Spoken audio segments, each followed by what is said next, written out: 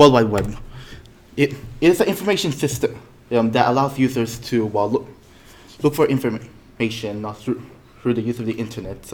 And also it's a way of communicating to each other without actually looking at each other's face, say, jails. We use this to look up information that is relevant to what we are making. So if let's say I'm trying to learn how to draw, I can look up the internet and search it up, and that way I can use that information in order to do it. History and developments. All right, so World Wide Web was developed during March 1989 by software designer Sir Tim Berners-Lee to revolutionize accessing information in the internet. And so actually, now... He was working at CERN, the European Centre for Nuclear Research, and he was frustrated that CERN had 6 or 7 different networks that didn't talk to each other. So if he was on computer network A, trying to get something from computer network B, it just didn't work. And so he developed something that was basically universal and independent of computers, networks, and systems. Yeah, because as the World Wide Web connects all information together, making easy access. So, yeah, at first it was presented as information management, a proposal, but was not accepted by CERN, the company, I guess. But his boss gave him time to work on it until September 1990. Whoops. Appropriate use. So yeah, the internet has become the most essential tools in society and in such businesses, and of course, that to use it appropriately. If using inappropriately, they may lead to malware attacks, which is affecting another computer's login, whatever like that. Misallocation of the available bandwidth can lead to responsibility to individual and the group for, as the list goes on. Target audience. Yeah, we all know this. The attended group of people for a product. Now, in order to figure out a target audience, we will need to figure their interests, age, basically everything about them in order to make our product effective enough to attract them. And so they will need to consider the aim of the product. So what's their goal? What are they trying to achieve? The location of the product's use. So where will they use it? What information the product's supposed to convey. So, and is there a moral to it? Is there whatever? Who is the product supposed to address to? Again, target audience. Who is it? Like what they're interesting. The interactive uses of the product. How are you going to use it, really? And what form will the product be? Maybe physical or digital and such. Age controls. A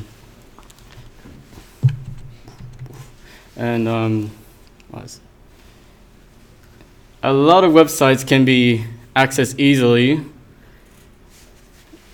even like without any accounts, but there's some information that cannot be accessed, as it may contain, as it may not be suitable for as they don't know the age of the person, so which is why they created accounts for date of birth.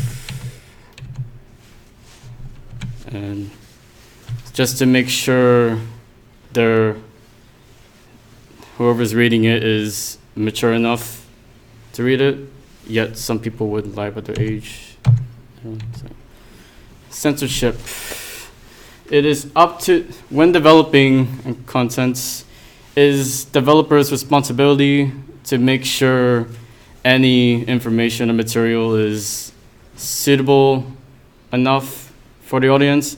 If not, then they will need to censor it, of course. 3 main topics where censorship occurs, such as violence, sex, and languages.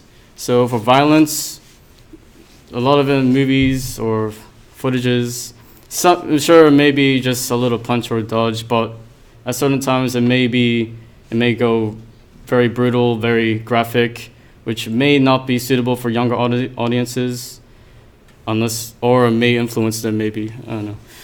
Sex, yeah, it's, you know that. Languages. It's not actually languages, it's language. Language. In particular, bad language. So people Bad language, yeah. I'm not sure there's a content restriction or an age restriction on speaking Japanese or French on the internet. Oh. So it's actually language as opposed to language. Now we're on to text.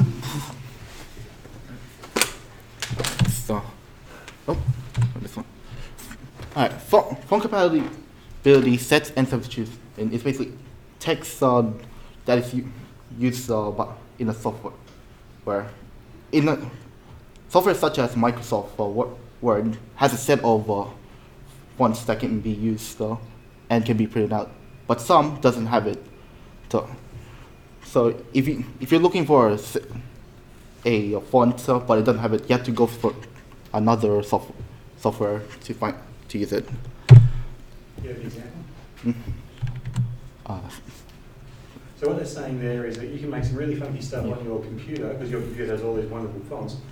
But if my computer doesn't have that font, I have to substitute something else. So a browser is very clever, and it will say, oh, I need to have Bookman old style font. Well, I don't have that. I'll substitute Arial, or I'll substitute Times Roman. So when you're doing your research later on in study, folks, you have to look up font families and font substitution as well. Thank you. Text as a graphic element. It's just a way of designing your letters into a different shape, color, and locations, and it can be used to make a poster, website, and other ways of advertisement. Okay. Embedded text is basically text that are stored in a PDF file, and what it does is that if you open the PDF in a different computer, all the text and fonts will be the same, the way you wanted it to be displayed. There's two types of embedded text. There's open type, which is used for web pages because of its compressed size, and true type, which allows the developers to have full control over the text and how they want their fonts to be displayed. Cascading style sheets is a style sheet language that is used on websites so that they can design a visually appealing web page or user interface. Stop there for a second. Style sheets are also used as a convenience thing. If you set up a style sheet for a website, a bunch of pages, you apply that one style sheet to every page, and every page looks the same. And when you change an element in your style sheet, it flows through everything in the web page or in that site automatically as well. Okay. Yeah, hyperlinks. Text, there are texts that are attached to other links, online links really. Very simple. So this is just it's that way we don't have to use, okay. This is easy way to access any website's information without the use of typing an actual URL address. Scrollbars and buttons.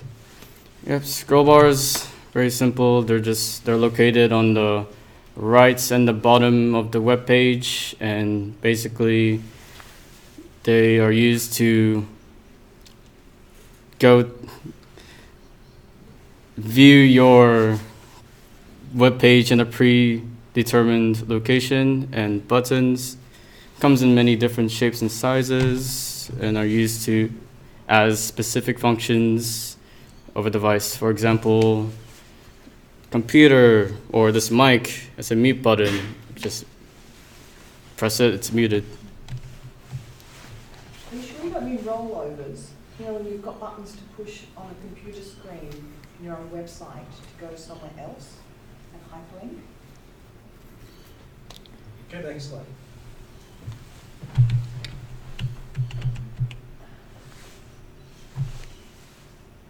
The buttons they're talking about there is a button to connect page A to page B, not the physical buttons to turn things on. Yeah, that's all. Sorry, I didn't mean to... That's it. So a drop-down list is basically where you're given what's this?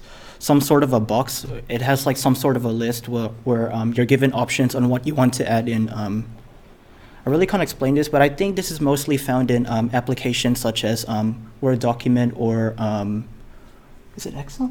Is it called Excel? Yeah, I think Excel. What about Photoshop? I've never used Photoshop before. So Have you ever been to a website that has a bluefish menu?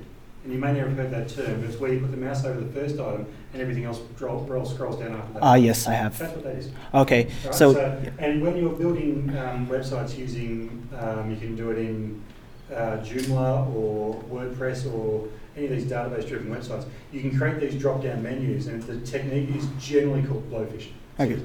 Okay, and basically whatever you want to choose, basically you just click on one of the lists, and then once after you click it, the option that you have shown will display on your computer. I make text. It's applying visual effects on text, which makes it more attractive. Such as entrances, exits, and change in shape and color. So, example of cool story. Cool story is an example. So, yeah. Okay. Scrolling text is basically an effect where you are able to move your sentences or any other text. This is mostly found in projects and also some movies. An example of this is the opening scene of Star Wars and also The Matrix. It is able to make the words move diagonally, sideways, upwards, downwards, forwards, or backwards.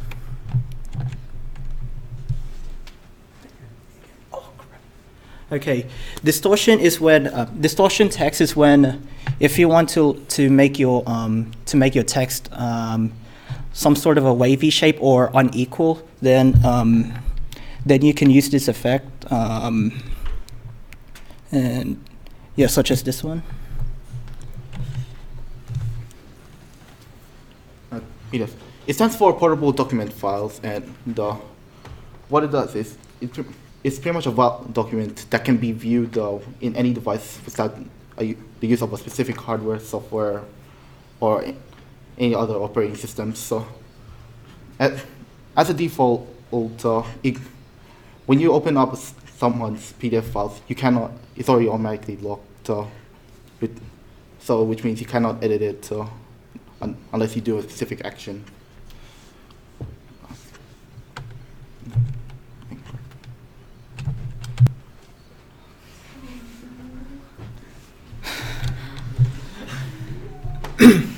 Okay, a GIF is basically an image format where you are able to make images move.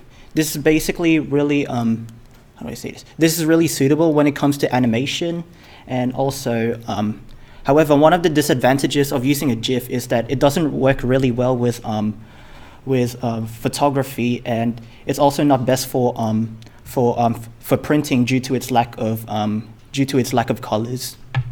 Stop there for a second. Yep. I want to argue the point of that first point.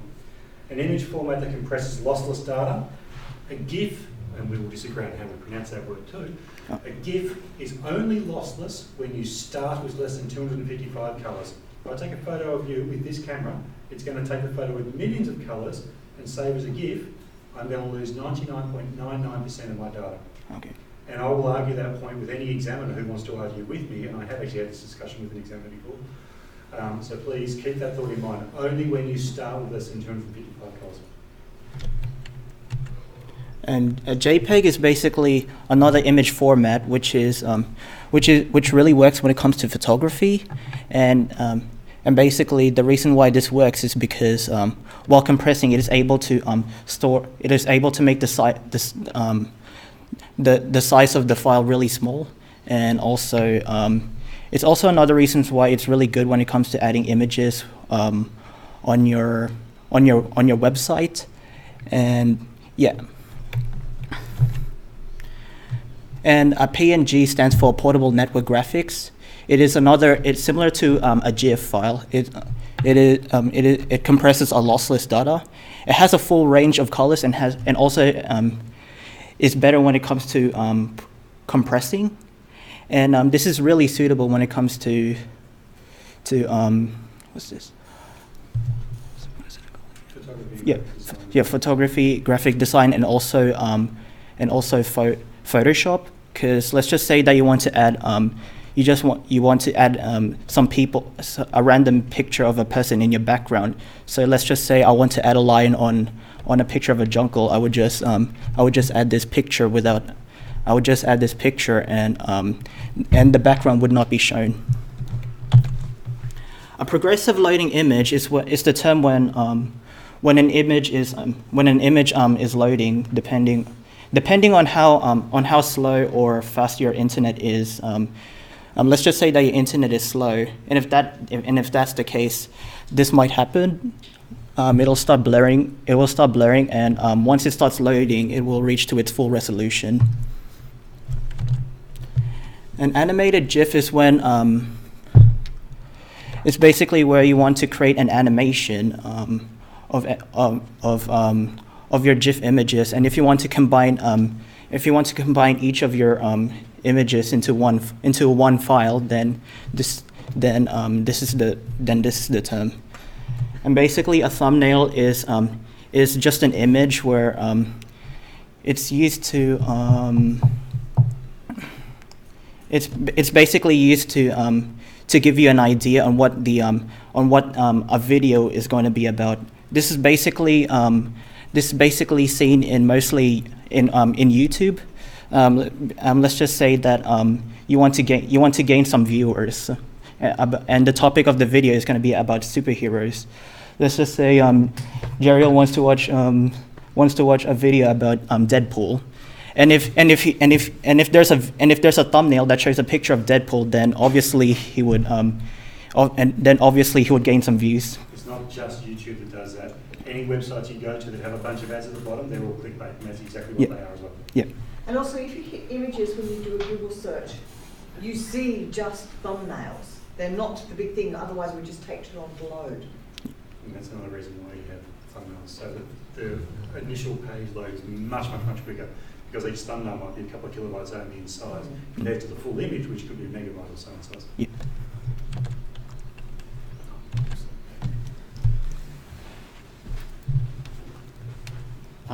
Sound quality depends on the original file size of the original file quality of the sound, and it also depends on the internet online for online sounds. Sound quality is will be compressed into a reduced size, so it reduces the consumption space on some sites. File size will be kept to a minimum on most websites, and they will have a specific limit in terms of the sizes of each file. These files will usually be compressed into the MP3 format.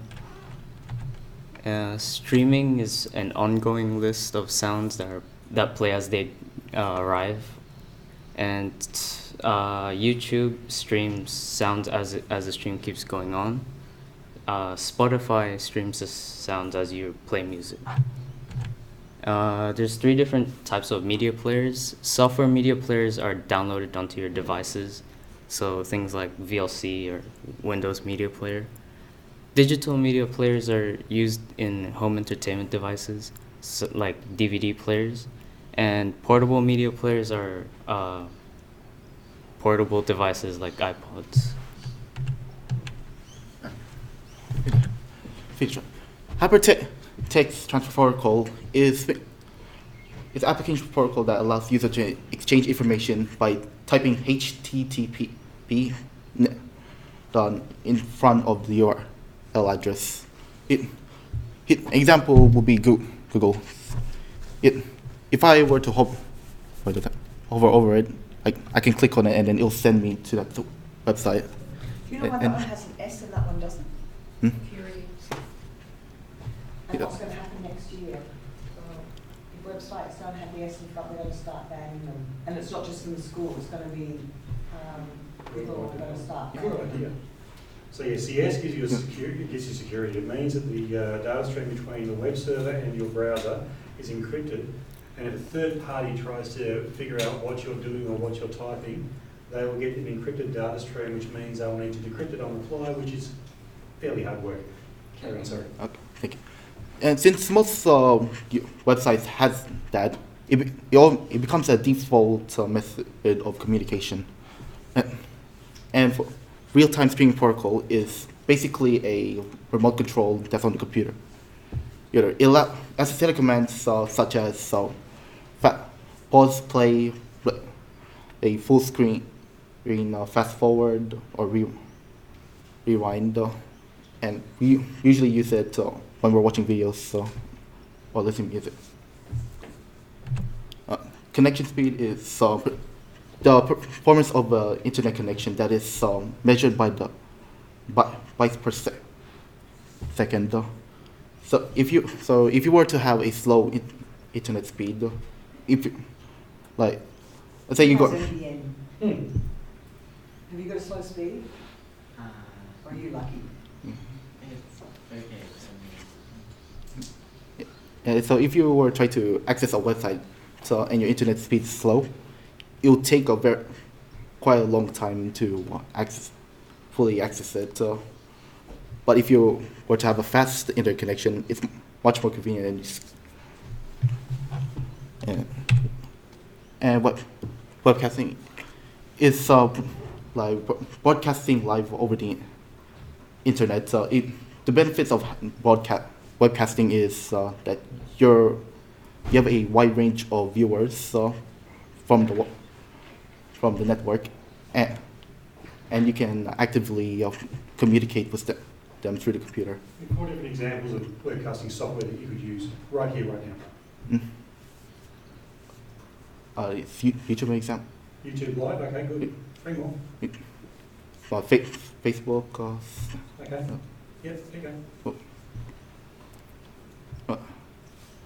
Help out. What else do we use for streaming? What else? Instagram. So webcasting isn't some magical foreign thing that I worry about. You can also use Open Broadcaster. This is something that's become more and more and more common, more built into everything. Who's got an Xbox One X or an Xbox One? Yeah. What do they use? They don't use Mixer. No, they don't use Twitch. They use Mixer. What did they use there? Mixer. I don't use an Xbox though. Well, I ask people who own an Xbox. I know that, but I don't use it. Give it to me then. That's okay. So Xbox uses Mixer. PlayStation, what do they use? Twitch, okay. And it's become now to a point where you don't need expensive hardware, expensive software. Any computer can do it. And how many of you live stream? No one here does any live stream? So you don't watch Netflix? No. Oh, yeah, Live streaming. So how many of you stream your Oh, live streaming, sorry. gameplay like World of Warcraft, Team Fortress, League of Legends?